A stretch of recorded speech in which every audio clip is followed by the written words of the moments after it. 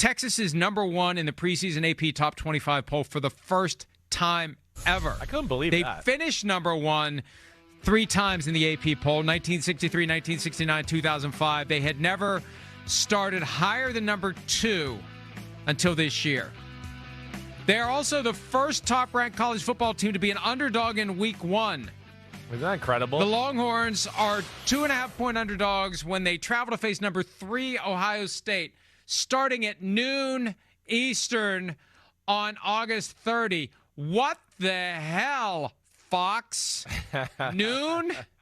Well, that's where noon. I don't know if you've heard, right? I know you're not into all things college football, and we're an NFL show and all that. But yeah, the Ohio State fans are sick of noon kickoffs, right? That has been a complaining point for them, which I get. I mean, 12 o'clock kickoff, it's not exactly perfect for tailgating and having a fun day. You're getting up early, right? As you know, big-time games. Hey, fans want to watch them under the lights. And Ohio State, I think, has had more 12 o'clock games than just about any big-time college football team there is.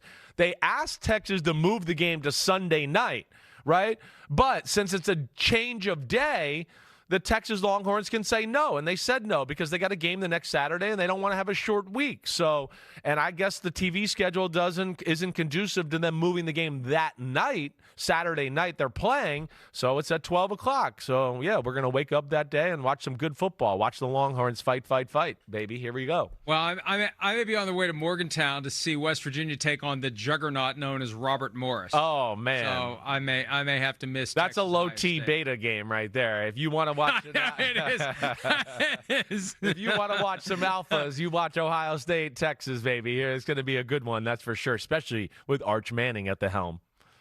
Arch Manning will be the starter Week 1, and his grandpa, Archie, recently told Texas Monthly Magazine that he believes Arch will not leave after the 2025 season. He said he hasn't talked to his grandson about it, but he said he knows him well enough to know that Arch isn't going to do that. He'll be at Texas in 2026. So I've never believed it's an automatic he's coming out after 1 year. Right. As you've said, a lot of things would have to happen before he'd even consider it. And somebody who probably knows him fairly well believes that nothing could happen that would cause him to leave for the NFL after one season. That's right. I mean, we haven't seen Peyton could have left and been the number 1 pick. Eli could have left, and I don't know if he would have been the number 1 pick, but would have been a first rounder.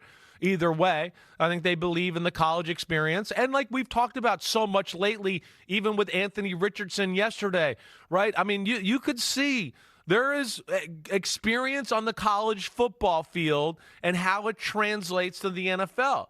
The guys we've seen kind of hit the ground running, C.J. Stroud, Jaden Daniels, they played a lot of college snaps, played a lot of college football. That experience is crucial to your development. Instead of being like, hey, I got a little experience, but now I'm thrusted into the fire and I'm not that experienced, and all of a sudden it's the NFL and the game's even harder, right? That's not exactly the most conducive way for success. So I think the Mannings know that, and I would be shocked if Arch Manning left after this year.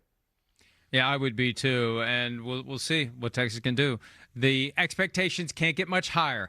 Longhorns, number 1. That's right, baby. Texas, tuck that you got to tuck that thumb in there a little bit, all right? Tuck that thumb in there.